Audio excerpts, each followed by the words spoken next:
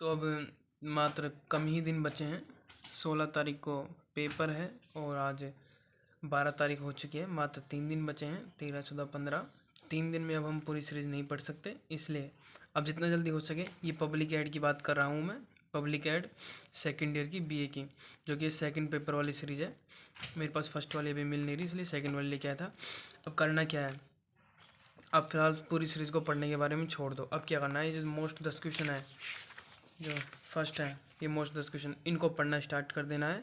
और शायद मेरे हिसाब से आपने एक बार तो कम से कम पढ़ लिए होंगे। अब सिर्फ यही करना है, ये 10 मोस्ट क्वेश्चन पढ़ने हैं। और ये जो छोटे क्वेश्चन है निबंधात्मक, अति लघुरात्मक ये वाले, और लघुरात्मक, ये 2 तरह के हैं। एक तो बिल्कुल छोटे हैं आगे, और उसके बाद में लघुरात्मक और अति लघुरात्मक 2 तरह के होते हैं। तो इन्हें पढ़ना है और 10 क्वेश्चन मोस्ट पढ़ने हैं। अभी 10 क्वेश्चन मोस्ट भी किस तरह पढ़ने हैं, अब 3 दिन बचे हैं, ज़्यादा टाइम नहीं है। अब सिर्फ एक तरीका है, क्वेश्चन को समझो, क्वेश्चन के टॉपिक को पढ़ो, टॉपिक क्या लिख रहा है, और टॉपिक्स के जो भी टॉपिक्स हैं, जैसे ये फर्स्ट टॉपिक हो गया भारत में राज्य प्रशासन के बढ़ते हुए महत्व एवं भूमिका के कारण, तो अभी नहीं याद करना शुरू कर दो। नियोजन व्यवस्था, विज्ञान के बढ़ते चरण, राज्य प्रशासन, लोकतंत्र की समर्थता, समाज को स्थापित प्रदान करना, राज्य प्रशासन और जनता के अधीन निकट। अब इनको पढ़ना शुरू कर दो, इनको याद करना शुरू कर दो। बस यही तरीके हैं, ये जो भी टॉपिक्स हैं इनको पढ़ लो। जैसे क्वेश्चन क्या कहना चाहता है, क्वेश्चन हमारा कह रहा है भारत में राज्य प्रशासन की मुख्य विशेषता बताएं। ये तो हो गया इसका पहला क्वेश्चन। और एक और है भारत में राज्य प्रशासन की भूमिका महत्व का वर्णन कीजिए। तो ये तो हो गया भूमिका और महत्व वाला। और ये हो गया भारत में प्रशासन की मुख्य विशेषता। तो ये रहा भारत में राज्य प्रशासन की मुख्य विशेषता। अब कैसे का याद करना है, सीरीज में याद करोगे तो टाइम लग जाएगा, इसलिए एक काम करो, एक कॉफ़ी ले लो। एक कॉफ़ी में सबसे पहले इस तरह से क्वेश्चन लिख लो। क्वेश्चन लिखने के बाद में उसका एक जो क्वेश्चन में जो पूछ रहा है वो एक टॉपिक मान के, जैसे 2 टॉपिक हैं, इसमें ए पूछ रहा था और बी के बारे में पूछ रहा था। तो ए लिख लिया, भारत में राज्य प्रशासन के बढ़ते हुए महत्व एवं भूमिका के कारण, और फिर इसमें डायरेक्ट लगा लो। यानी कि इसमें जो कुछ लिख के आना है आपको एग्जाम के टाइम, वो एग्जाम में लिख दो। और उसके बाद में इसकी टॉपिक लिखना स्टार्ट कर दो। नियोजन व्यवस्था, विज्ञान के बढ़ते हुए चरण और राज्य प्रशासन, लोकतंत्र की समर्थता, ऐसे जितने भी टॉपिक्स हैं वो 6, 7, 8 टॉपिक लिख दो। अब इसमें जैसे देख सकते हैं 5 तो ये हो गए, और ये टोटल 11 टॉपिक है। अब इसका मतलब ये नहीं है कि आप 11 के 11 को ही रटो, आप छोड़ सकते हो। जैसे एक बड़ा है, अगर आपको याद नहीं होता, छठे को छोड़ दो, मत लिखो और याद भी मत करो। 11 बड़ा या 11 मत लिखो, छोड़ दो और याद कर लो 10 तक। अब मैं ये नहीं खेला कि आपने 10 टॉपिक्स याद कर लिए तो भाई आप 10 के 10 ही एग्जाम पेपर सीट में लिख के आओगे। जरूर नहीं है 10 के 10 लिख के आओ, क्योंकि इतना टाइम नहीं होता। जितने बड़े सीरीज में क्वेश्चन दिए होते हैं, हमें उतने क्वेश्चन पेपर एग्जाम में उत्तर पुस्तिका में नहीं करके आना है, क्योंकि टाइम कम होता है। और अगर आपके पास टाइम है और आपको लग रहा है, देखिए अगर क्वेश्चन पूरे, देखिए इस कंडीशन पर लागू करता है कि आपको मान लो क्वेश्चन पूरा आता है, अच्छे से आता है और क्वेश्चन भी आ गया, तो हाँ अब आप चाहें तो इसमें 4 पन्ने भर सकते हैं। अब आपको मैं इसलिए बोल रहा हूँ 10 टॉपिक याद करने के लिए। आप 10 टॉपिक याद करोगे तब जाके आपको पेपर हॉल में 8 अच्छे से याद आ जाएंगे। और फिर 8 भी टॉपिक आप लिख के आ गए ना, 8 भी तो भी बहुत होते हैं। 8 टॉपिक्स में 4 पन्ने भर जाते हैं। 4 पन्ने भराओगे क्वेश्चन में तो बहुत है, क्योंकि अब जो ये पेपर होते हैं, सीरीज होती हैं, जो भी ये पब्लिक एड के या फिर पॉलिटी के, सब में क्या होता है, क्वेश्चन इस तरह से आते हैं जैसे कि आपके लिए पहला क्वेश्चन आ जाएगा, उसमें 10 क्वेश्चन आ जाएंगे, first second third fourth 10 question दे देंगे, 10 या 12 क्वेश्चन दे देंगे पहले में, जो कि होंगे छोटे वाले क्वेश्चन, जो कि 2-2 नंबर के होंगे। उसके बाद में दूसरा, तीसरा, चौथा, पाँचवा, छठा और 7वां क्वेश्चन, यानी कि 7 क्वेश्चन होंगे हमारे पास बड़े। और हम जो 10 याद करके जाएंगे, जो मोस्ट क्वेश्चन होते हैं, इनमें से ज़्यादातर चांस होते हैं कि 5 क्वेश्चन या 4 क्वेश्चन इनमें से मिल जाते हैं।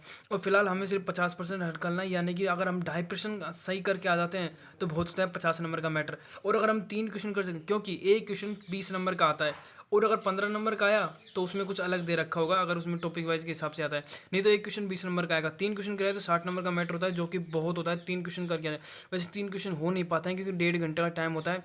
अधिक से अधिक हम 2 या 2.5 क्वेश्चन कर सकते हैं। 2.5 क्वेश्चन तो करके आने ही है।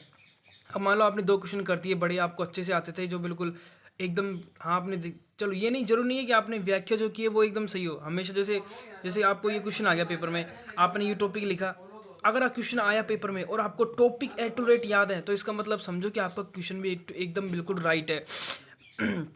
देखिए ये मत सोचना कि हाँ भाई आपको जैसे कि कोई औद्योगिकरण में राज्य प्रशासन का महत्व, ये टॉपिक के बारे में आप कुछ लिखना चाहते हो और आपको थोड़ा बहुत आता है, थोड़ा बहुत नहीं आता, तो आप कहीं सोच रहे हो कि यार मेरा एक गलत हो गया, मुझे और दूसरा करना चाहिए। देखिए ऐसी कोई बात नहीं है। आपने एक बार टॉपिक सही लिख दिया ना, तो समझ लो आपका पेपर भी, आपका उत्तर भी एकदम सही है। क्योंकि एग्जाम चेक करने वाला आपकी व्याख्या पढ़ने नहीं बैठेगा, वो देखेगा हाँ भाई बच्चे ने पेपर के बारे में क्या क्या लिखा है, उसने टॉपिक से लेकर उसने देखा हाँ भाई नियोजन व्यवस्था के बारे में लिख रखा है, 2 लाइन पढ़ेगा ज़्यादा से ज़्यादा, नहीं पढ़ेगा इससे आगे। उसके पास टाइम नहीं है इतना जो आपकी कॉपी को पढ़ने बैठेगा, वो सिर्फ टॉपिक्स पढ़ते हैं, हाँ भाई ये लिख दिया, ये लिख दिया, ये लिख दिया, चलो ठीक है लिख दिया। और फिर टॉपिक्स देखने के बाद वो देखता है पन्ने कितने भरे बच्चे ने, 4 पन्ने भर दिए, वाह बहुत अच्छी बात है, आपको 15 18 19 18 नंबर खूब देता है, ऐसी कोई दिक्कत नहीं है, ठीक है।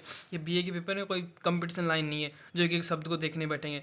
तो बस मैं यही समझाने की कोशिश कर रहा हूँ, अगर मान लो क्वेश्चन आ जाता है और आपको पता है, आपको एक एक टॉपिक्स पता है और आपने अगर 8 टॉपिक भी कराए और 4 पन्ने भर दिए क्वेश्चन में, तो आपका पेपर एकदम सही। इस तरह अगर आप इस तरह एक बार आप अगर आपको 2 क्वेश्चन एकदम अच्छे से आते हैं तो आप वो 2 क्वेश्चन कर दो। उसके बाद में आप क्या करो, उसके बाद में अगर आपको कोई क्वेश्चन बड़ा वाला क्वेश्चन नहीं आ रहा है, आपको आता है पर बहुत कम आता है, यानी टॉपिक्स बहुत कम याद है, ज़्यादा टॉपिक्स याद नहीं, तो फिर एक काम करो, आप पहले छोटे वाले क्वेश्चनों पे चले जाओ। अगर आपको उनमें से कुछ क्वेश्चन आते हैं तो आप उनको कर दो, और नहीं तो फिर आप अपना 3rd नंबर का क्वेश्चन पकड़ लो और जितना आता है उतना लिखना उसे शुरू कर दो। तो बात समझ आ गई होगी पेपर में कैसे सोल्व करना है, क्योंकि हमारे पास 7 क्वेश्चन आएंगे बड़े, और बड़े ही क्वेश्चन इस बार हमें इन पेपरों में बचाते हैं, और हिंदी लिटरेचर नहीं है जिसमें पद या फिर गद आ जाएंगे, ठीक है। तो बस यही तरीका है। आप अगर, हाँ कुछ बच्चे सोचेंगे यार हम डायरेक्ट सीरीज में याद कर लें, तो देखो सीरीज में याद करना, हाँ बात आपकी सही है कि हमें लिखने की क्या जरूरत है। देखिए लिखने से ये होता है कि जब आपका एग्जाम होगा उस दिन आप सीरीज खोल के पढ़ने बैठोगे और कॉपी में लिखोगे, तो कॉपी में मात्र आपको 10 पन्ने पढ़ने रहेंगे, और सीरीज में आपको बार सिंपल पढ़ के पढ़ना पड़ेगा। देखो मैं मेरे एक्सपीरियंस के हिसाब से बता रहा हूँ, मेरे हिसाब से अगर आप कॉपी में लिख के पढ़ते हैं तो शायद ज़्यादा बेटर रहेगा। और हाँ मैंने फिर से बता दूँ, इतना लोड लेने की जरूरत नहीं है कि भाई 11 टॉपिक से हमें 11 याद नहीं हो रहे। मैंने बता दिया, अगर कोई डिफिकल्ट टॉपिक आपको याद नहीं हो रहा है तो उसे छोड़ दे, उसे मत लिखे, उस पर ऐसे क्रॉस लगा दे, जैसे बड़े हैं इन पर क्रॉस लगा दीजिए, मत करिए।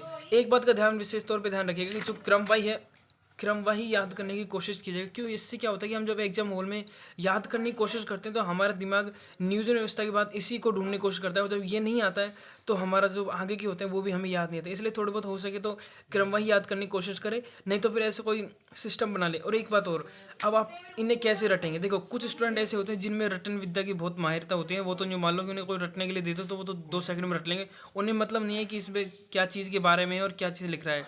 तो एक तो वो तरह का होता है रटना, एक रटना होता है समझ कर रटना। जैसे कि आ गया भारत में राज्य प्रशासन के बढ़ते हुए महत्व एवं भूमिका का कारण। राज्य प्रशासन यानी कि पॉलिटी से रिलेटेड कोई चीज़ें पूछ रही है। अब जब एक बार इसके बारे में पढ़ोगे कि किस चीज़ के बारे में, तो आपको टॉपिक्स के बारे में पढ़ोगे तो आपको समझ आ जाएगी भाई ये इससे रिलेटेड टॉपिक्स हैं। तो धीरे धीरे फिर आपको समझ बनाओगे कि नियोजन व्यवस्था क्या होती है, विज्ञान के बढ़ते हुए चरण पर राज्य प्रशासन क्या होती है, समझ बनाओगे, थोड़ा बहुत समझने की कोशिश करोगे तो टॉपिक्स भी आपको धीरे धीरे याद होने लग जाएंगे। ठीक है, चिंता की कोई बात नहीं है, एक बार में याद नहीं होंगे, कम से कम आप इनको 3 बार पढ़ोगे ना, 3 या 4 बार, तब जरा आपको याद होंगे। 3-4 बार रट्टे लगाओगे ना, बार बार, एक बार रट्टे लगाओगे आपको याद हो जाएगा। आप सोचोगे अरे मैंने एक बार रट्टे लगाया याद हो गया, देखिए नहीं, आपको कम से कम एक बार रट लिया, दोबारा अगर क्वेश्चन पे चले जाओ, दोबारा रट लिया, फिर एक बार 10 पढ़ लो, फिर दोबारा रटो, क्योंकि मैं पता है एक बार रटो ये चीज़ भूल जाती है, इसलिए कम से कम 2-3 बार रटना पड़ेगा। और समझ के रटोगे तो बहुत अच्छा रहेगा, क्योंकि ताकि पेपर हॉल में याददाश्ती वापस आने के लिए काफ़ी महत्वपूर्ण बन जाती है ये बात। तो वो आपको समझ आ गया होगा कि सिर्फ टॉपिक्स को रटना स्टार्ट कर दो, अब टाइम नहीं बचाएगी, आप पूरी सीरीज को पढ़ने बैठो। हाँ पर टॉपिक्स रटना है मतलब ये नहीं वे टॉपिक रटना है, इन क्वेश्चनों को पढ़ना भी है, कहीं आप सिर्फ टॉपिक रट लो, भाई साहब क्वेश्चन को पढ़ना है, अभी टाइम है, ठीक है, 3 दिन है, 3 दिन में 10 क्वेश्चनों को पढ़ना है। मेरे कहने का मतलब था कि 10 क्वेश्चनों को पढ़ो और इनके टॉपिक रटना स्टार्ट कर दो, और क्वेश्चनों को अब छोड़ दो, बड़े क्वेश्चनों को, और टाइम मिले तो पढ़ लेना, नहीं तो वो छोटे वाले क्वेश्चनों को पढ़ो और 10 मोस्ट क्वेश्चनों को पढ़ना स्टार्ट कर दो, और इनके टॉपिक रटना स्टार्ट कर दो कुछ इस तरह से लिख के, ठीक है। वैसे तो मेरे पास ये पब्लिक ऐड नहीं है, वैसे आपके लिए लिखा है मैंने सब ये कॉफ़ी में इतना बड़ा, मैं समझा गया होगा। मैंने डेटेस इसका मतलब ये है कि भाई टॉपिक लिख ले, इसके बारे में तो आपको थोड़ा बहुत पता है, 5-6 लाइन में ही लिख दो, फिर फर्स्ट टॉपिक लिखो, फिर उसमें जितना आता है उतना लिखो, फिर सेकंड टॉपिक में जितना आता है उतना लिखो। कुल मिला के अगर आपने एक क्वेश्चन में अधिक से अधिक 4 पन्ने भर दिए और खींच के अगर 5 पन्ने भर दिए तो आपके 20 नंबर खींचे जा रहे। 4 भी भर दिए, 3.5 भी भर दिए, 3 भी भर दिए तो भी बहुत है, इतनी भराक आ जाते हैं 1.5 घंटे में, वैसे कोई बात नहीं है।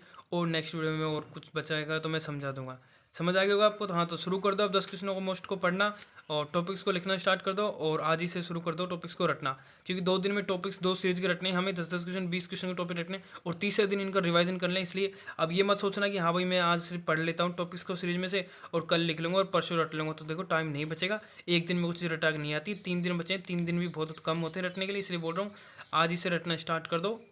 लास्ट ऑप्शन बता रहा हूँ, आज ही से लिखना वो रटना स्टार्ट कर दो टॉपिक्स को, टॉपिक्स ही बचाएंगे पेपर हॉल में और कुछ नहीं बचाएगा। जैसे कितनी कोशिश कर लो आप व्याख्या याद करने की, नहीं कर पाओगे सेम टू सेम। और हाँ, व्याख्या को अपनी समझ के हिसाब से रटना स्टार्ट करो, ऐसा नहीं कि भाई इसमें जैसे लिख रहा है कि भाई राज्यपाल के इतना वर्ष होते हैं कार्यकाल के लिए, इसे वो होता है, थोड़ा समझने की कोशिश करो, फिर अपने हिसाब से उसे अपने दिमाग में बैठाओ और फिर पेपर हॉल में अपने हिसाब से लिख के आओ, ठीक है। Thank you.